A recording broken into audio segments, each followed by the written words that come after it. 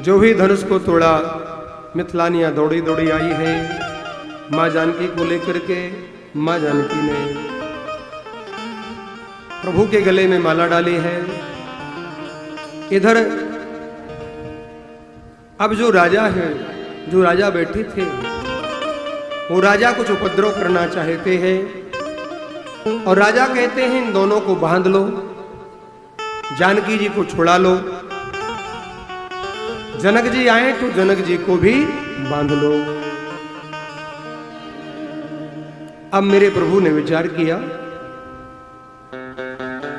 मेरे प्रभु विचार कर रहे हैं क्योंकि लखनलाल जी की दृष्टि पड़ गई, इनको क्रोध आ गया तो ठीक नहीं होगा। तो क्या करें?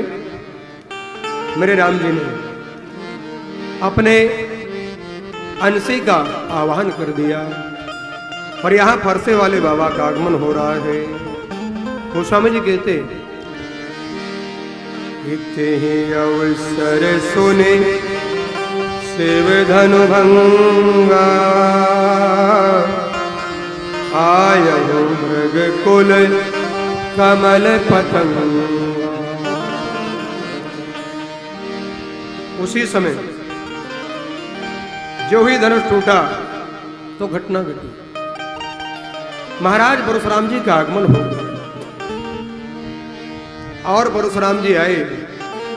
सारे राजाओं ने देखा तो देख महीपत सकल सकुचाने, अबाज झपट जनु लवार। परशुराम जी को देखकर सारे राजा महाराजा जो आए थे सब आश्चर्यचकित हो गए और समाज की स्थिति बदल गई। अभी तक जो राजे महाराजे बोल रहे थे सब मौन हो गए, सारा समाज स्तब्ध हो गया। ध्यान देना, अब क्या होगा विचार करिए। परशुराम जी महाराज को देखकर सारी सभा में सन्नाटा पसर गया। कुछ राजा तो बोले अब बहुत इनने धनुष तोड़ा, अब इनको मलाई खाने को मिली। प्रसन्न हो रहे थे।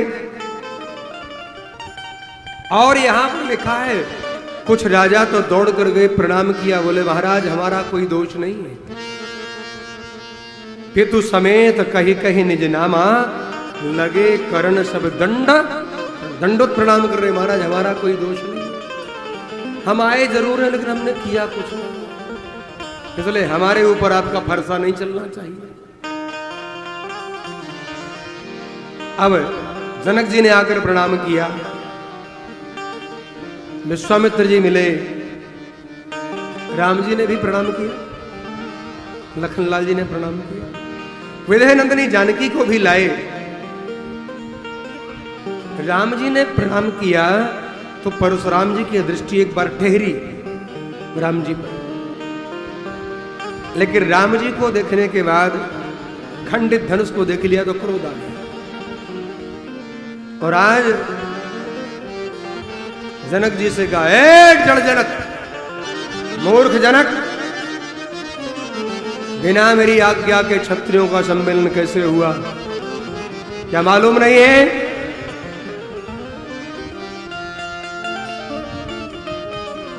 जनक जी को गीता में मेरे प्रभु ने कहा ज्ञानियों में श्रेष्ठ है, और आज उन्हीं जनक जी को परशुराम जी मूर्ख कह रहे हैं, जड़ कह रहे हैं, आवेश में आकर कह रहे हैं। अब जनक जी कैसे कहें कि धनुष किसने तोड़ा है? सारी सभा स्तब्ध है, कोई बोल नहीं रहा है।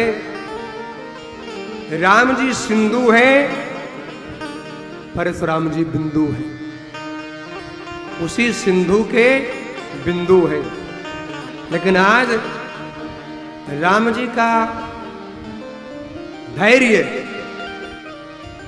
राम जी का स्वभाव और राम जी की सरलता देखिए क्या अद्भुत है।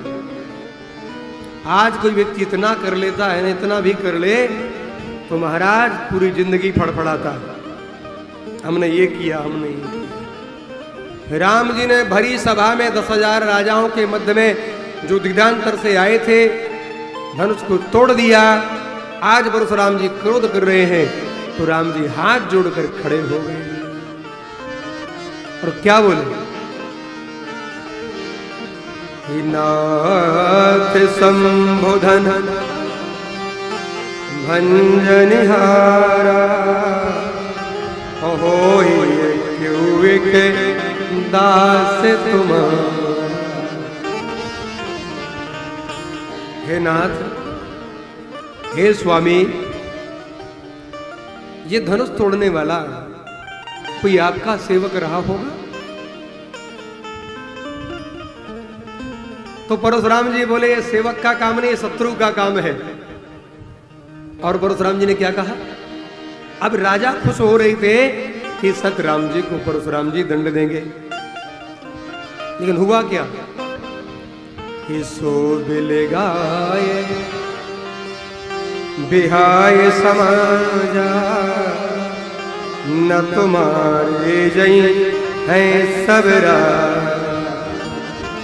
जब ये बात कही तो महाराज अब राजा भयभीत हो गए, हमने किया भी कुछ नहीं, मिला भी कुछ नहीं, अब मरने का नंबर फ्री में आ गया। कुछ कर लेते तब मरते, तब भी ठीक था। यहां तो बिना कुछ किए ही मरने की नौबत आ गई है। अब लखनलाल जी बोले, यहां पर मेरी उपस्थिति बहुत आवश्यक है, यहां पर मेरा होना अनिवार्य है। और यह निर्णय करके लखनलाल जी पहुंच गए और सीधे जाकर कहा, बाबा क्रोध कर रहे हैं आप? बहुधन भी तो रे लड़काए, कबहुना असर से कीन गुस्सा। ऐसा क्रोध आपने कभी पहले नहीं किया। यही धनु पर मम ताके हेतु, ममता के ही हेतु संत के जीवन में समता होनी चाहिए। ममता कैसी? परशुराम जी को क्रोध आ गया। लखनलाल जी ने क्या कहा? बहुधन भी तोड़ी लड़काई। बचपन में हमने अनेकों धनुष तोड़ दिया, आपने कुछ नहीं, क्रोध नहीं किया, तो क्या लखनलाल जी को उम्र ज्यादा हो गई आज? क्या कहना चाहते? जब महर्षि दधीच ने हड्डियां दान की थी, हड्डियां तो मिल गई, लेकिन बनेंगे कैसे अस्त्र? कौन बनाएगा? खाली हड्डी से थोड़ी ना बन जाएंगे। उस समय शेष जी को बुलाया और शंकर जी को बुलाया। जैसे लोहार लोहे की धोकनी में, आग में लोहा गलाकर उसको आकृति प्रदान करता है, वैसे शेष जी अपने फनों से फुंकार मारते हैं और शंकर जी आकृति प्रदान करते हैं। और एक नहीं, कई बार फुंकार मारी तो कई बार ये बना और कई बार ये टूटा। वही संकेत है यहां पर। शेष जी की फुंकार से ही ये पिनाक बना, शारंग बना, गांडीव बना और वज्र भी बना। और बनाया किसने? शंकर जी ने। शंकर जी आकृति दे रहे हैं और शेष जी फुंकार मार रहे हैं, अन्यथा बनता कैसे? तो बहुधन भी तो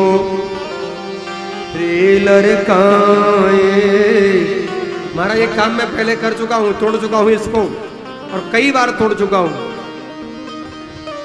लेकिन आपको यहां ममता क्यों दिख रही है?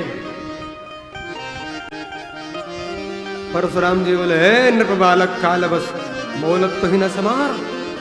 मालूम नहीं है कि भगवान शंकर का पिनाक है, कितना श्रेष्ठ है। लखनलाल जी बोले, महाराज तो बस निर्णय हो गया। जब धनुष श्रेष्ठ है तो धनुष को तोड़ने वाला उससे भी श्रेष्ठ होगा। आप भी विचार करिए। लखनलाल जी के शब्दों को सुनकर के परशुराम जी को क्रोध आता है, लेकिन जब राम जी जाते हैं तो उनका क्रोध शांत हो जाता है। जैसे आग जल रही हो, अब कोई घी की 2-4 आहुति डाले तो ऊपर और कोई जल छोड़े तो आग ठंडी। मानो परशुराम जी की क्रोधाग्नि जल रही है और राम जी जल का सिंचन करते हैं, लखनलाल जी घी का काम करते हैं। एक बात समझिएगा, समाज में ये कहा जाता है कि